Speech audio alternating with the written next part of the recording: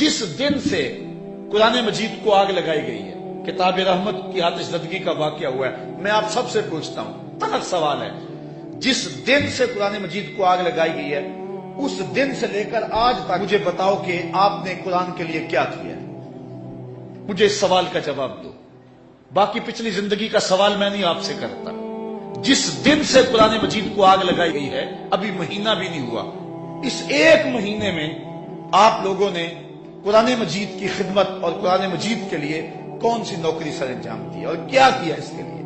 अगर कुछ किया है तो आपको मुबारक हो, और अगर नहीं किया है तो फिर अपने अंदर उतरे। जो नौजवान कंप्यूटर जानते हैं वो सुबह शाम जो है वो कुरान मजीद की अजमत के मौजू पर और कुरान मजीद की तालीमात को जो है वो मुख्तलिफ, अगर आप जाती वेबसाइट बना सकते हैं तो बनाकर जो है वो दुनिया के आगे पहुंचाएं, नहीं तो यूट्यूब के अंदर डालते चले जाएं, एक तूफान बपा कर दें। इस वक्त दुनिया के ऊपर 6 अरब इंसान बसते हैं, जिसमें 1.5 अरब मुसलमान है। तो इसका मतलब यह है कि दुनिया के अंदर हर चौथा शख्स जो है वो मुसलमान है। तो मुसलमानों की इतनी बड़ी तादाद हो और अगर हम रास्त अक़दाम हो जाएं और किसी मामले में अपना रुख सीधा कर लें तो कुफर को जो है वो रास्ता ना मिले दुम दबाकर भागने का।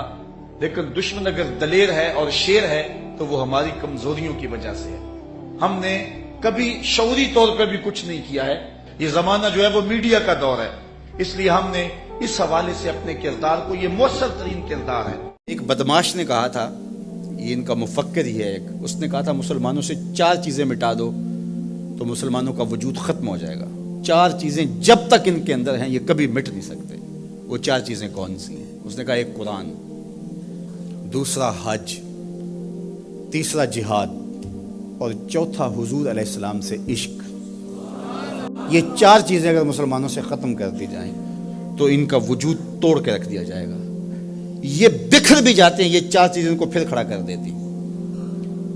तो कुरान मजीद गैर मुतबद्दल एक पैगाम हक है और इसकी ज़ेर ज़बर भी नहीं बदल सकती। यहाँ चेचीनिया में और इन रियासतों के अंदर जब कुरान मजीद छीन लिया गया और मदारस बंद कर दिए गए, मस्जिदों को ताला लगा दिया गया और जो सब्जी भी बेचते थे वो सब्जी भी देते थे, कुरान की आयतें भी सिखाते थे।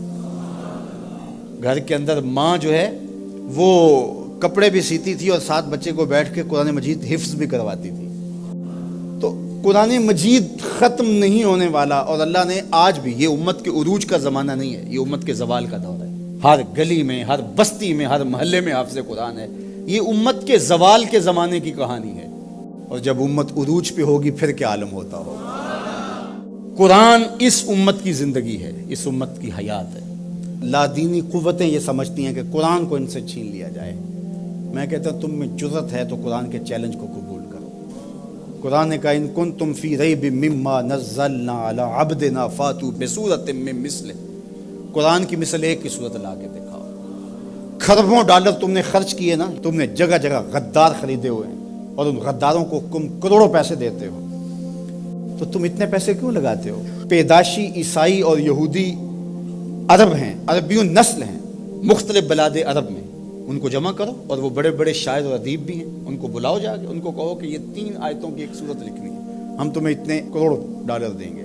लेकिन तेरे सामने यूं दबे लचे फुसहा अरब के बड़े बड़े, कोई जाने के मुंह में जुबान नहीं, नहीं बल्कि जिस्म में जान। कुरान की मिसल नहीं ला सके, और कुरान कहता है फ़इल्लम तफ़अलू वलन तफ़अलू, अगर नहीं ला सके तो कभी भी नहीं ला सकोगे।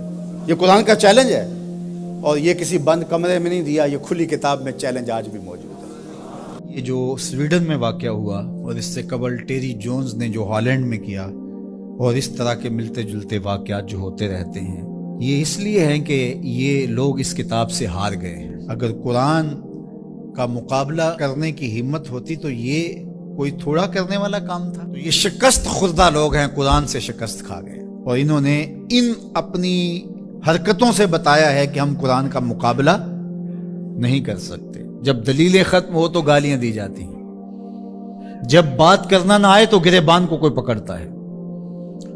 तो कुरान मजीद के साथ अहानत अमेज सलूक इस बात की दलील है کہ آج دنیا قرآن کا مقابلہ کرنے سے قاصر ہے جس طرح ماضی میں قاصر تھی، اور قیامت تک اس کا معاوضہ ممکن نہیں ہے، اور جب معاوضہ ممکن نہیں ہوگا تو اونچی ہتھ کنڈے ہوں گے اور اس طرح کی نیچ حرکتیں ہوں گی۔ لوگوں نے لوگوں کے ساتھ لڑائیاں کیا، بھلا کسی نے کتابوں کو بھی جلایا ہے، کسی نے کتابوں کی بھی بے حرمتی کی ہے، کبھی ایسا بھی ہوا ہے؟ اور آج جو مغرب کے قصیدے پڑھتے پھرتے ہیں، یہ ان مکروہ چہروں کو دیکھیں۔ تو آئیے میں اور آپ اس کتاب سے جڑ کر کے اپنی زندگی کو ان بلندیوں پر لے جائیں کہ پھر ہماری گرد راہ کو بھی کوئی چھو نہ سکے۔ لیکن افسوس یہ کہ یہ چیزیں ہمیں بیدار کرنے کی بجائے، یہ چیزیں ہمیں کھڑا کرنے کی بجائے، کتاب کے ساتھ جوڑنے کی بجائے، الٹا جو ہے وہ ہمارا غیظ و غضب اپنے اوپر ہی برستا ہے، اور پھر ہم جو ہے وہ دوبارہ وہیں بیٹھ جاتے ہیں جہاں ہم تھے، اور ایک انچ بھی آگے بڑھنے کے ہم کوشش نہیں کرتے۔ یہ واقعات امتوں کو کھڑا کر دیتے ہیں۔ آپ تاریخ پڑھیں، چھوٹے چھوٹے واقعات سے قومیں کھڑی ہو جاتی ہیں، لیکن قوم ہو تو کھڑی ہوگی نا، اور جب قوم ہی نہیں ہوگی تو قیامت بھی ٹوٹ جائے تو کوئی فرق نہیں پڑتا۔ اقبال نے کہا تھا جس سے تعمیر ہو آدم کی یہ وہ گل ہی نہیں، اس مٹی سے پھر کچھ بھی نہیں بنے گا، یہ مٹی کی مٹی رہے گی، تودا رہے گا ریت کا، کچھ بھی نہیں بنے گا۔ قیامتیں گزر جائیں تو کچھ نہیں ہوتا۔ تو یہ چیزیں امت کو کھڑی کر دیں اور کتاب رحمت کے ساتھ ہم جو ہے وہ جڑ جائیں، اور اس طرح جڑیں کہ ہمارا اوڑھنا بچھونا اس کتاب کی تعلیمات کے نتیجے میں ہو، اور پھر دیکھنا کہ دنیا تسخیر کرنے کا راستہ یہیں سے نکلے گا۔ اللہ جل شانہ ہمیں ہمت عطا فرمائے۔ اگرچہ ہمارا دل بہت دکھا ہے اس معاملے کے اندر، اور اس وقت پیدر پے سے واقعات ہوتے ہیں کہ ہمارا دل زخمی ہوتا ہے، لیکن ہم اس کا کیا کر سکتے ہیں جب تک ہمارے پاس قوت نہیں ہوگی، شوکت اور حشمت نہیں ہوگی۔ مغلوب قومیں سوائے پیچ و تاب کے اور کیا کر سکتی ہیں؟ غالب قومیں جو ہیں وہ فیصلے کرتی ہیں، اور فیصلے ہی نتیجہ خیز ہوتے ہیں۔ تو جب تک ہم قوم نہیں بنیں گے، امت نہیں بنیں گے، اس وقت جو ہے وہ ہم اسی صورتحال میں رہیں گے، اور ہمارا وجود جس طرح زخمی ہے، تشتت کی وجہ سے جسم زخمی ہے امت کا، کہ ہم 72-73 گروہوں میں بٹے ہوئے ہیں، اور دشمن اس پہ بہت خوش ہے، اس لیے کہ اس سے اس کو فائدہ پہنچ رہا ہے، اور ہم آپس میں الجھ کر کے اپنی طاقت کو ایک دوسرے کے اوپر ظاہر کر رہے ہیں۔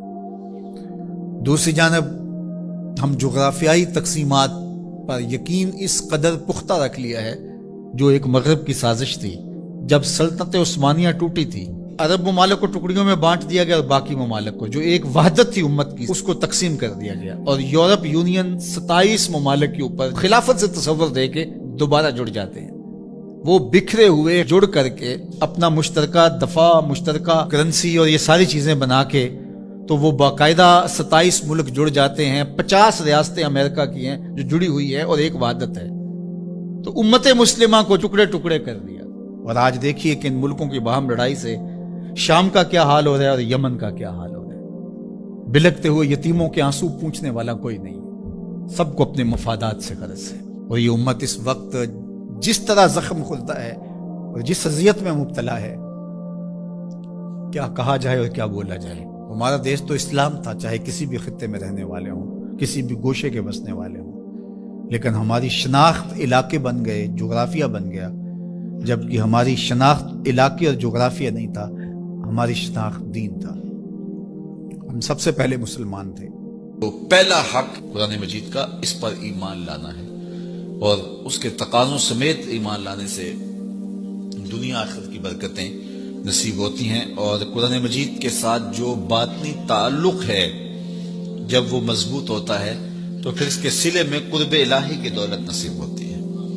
جب اس کے ساتھ تیقن پیدا ہو جاتا ہے، یہ تیقن ہی من میں روشنیاں پیدا کر دیتا ہے۔ دوسرا حق اس کتاب کا یہ ہے کہ اس کو صحت لفظی کے ساتھ تلاوت کیا جائے۔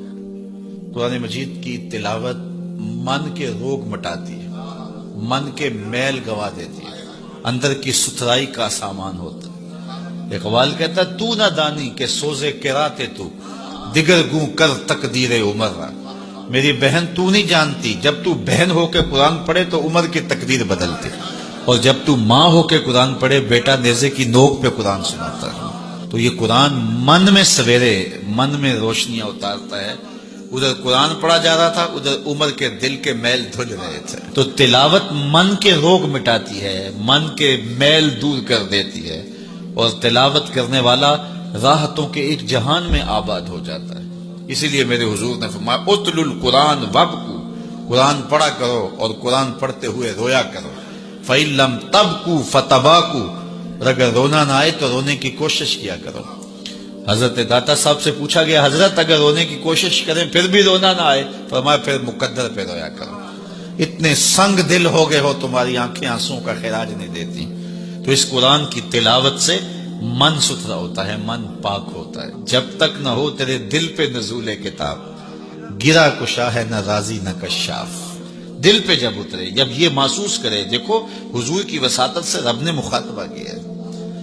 جب رب کہتا ہے یا ایھا الذین آمنوا، تو مخاطب کون ہوتے ہیں؟ ذرا غور تو کیجیے۔ میں ایک دن اعتکاف میں تھا، بڑی پرانی بات ہے، تو قرآن مجید کی تلاوت کر رہا تھا، تو لفظ آئے کہ نبّ عبادی انی انا الغفور الرحیم۔ اس کا معنی یہ ہے کہ میرے بندوں کو خبر دے دو کہ میں غفور بھی ہوں رحیم بھی ہوں۔ اللہ، یہ بات تو حضور کی وساطت سے ہمیں کہی گئی نا، تو یقین جانے ایسا نشہ طاری ہوا، میں وہ لمحے نہیں بھول سکتا۔ تو میں بڑا ضبط کرنے کی کوشش کی لیکن مجھے ضبط نہیں ہو رہا تھا، اور پھر مجبور ہو کے میں اٹھا اور ایک ایک حجرہ اعتکاف میں گیا اور سب کو جا کے میں نے کہا یہ رب کا کلام سنو۔ رب کہتا ہے میرے بندوں کو بتاؤ، خبر دو، میں غفور بھی ہوں رحیم بھی ہوں۔ تو یہ قرآن کی تلاوت کے مزے ہوتے ہیں۔ تیسرا حق قرآن مجید کا ہمارے ذمے، اس کو مفاہیم و مطالب کے ساتھ سمجھنے کی کوشش کرنا کہ یہ قرآن ہمیں کیا کہہ رہا ہے۔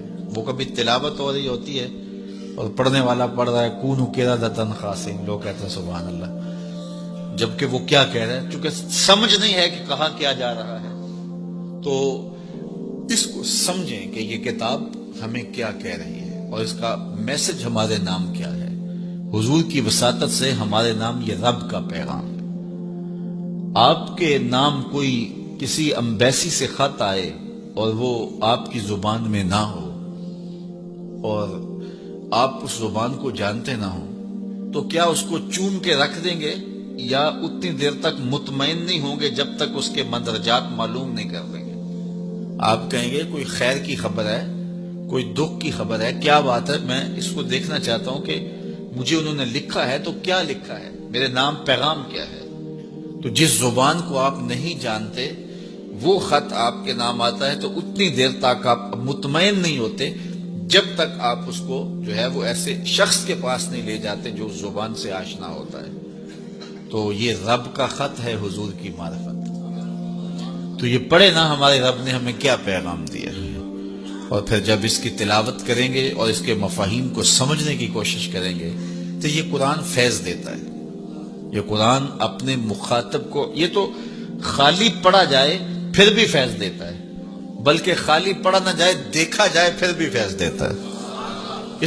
اس کو دیکھ بھی لیا جائے، اس کے سننے سے فیض ملتا ہے، اس کے پڑھنے سے فیض ملتا ہے، اس کے دیکھنے سے فیض ملتا ہے، اس کے سمجھنے سے فیض ملتا ہے، اس کا درس دینے سے فیض ملتا ہے، اس کا درس لینے سے فیض ملتا ہے۔ یہ تو سراپا فیض ہے، یہ تو روشنیوں کا منبع و مصدر ہے۔ اس کتاب سے جڑنے والا دارین کی سعادتیں پاتا ہے۔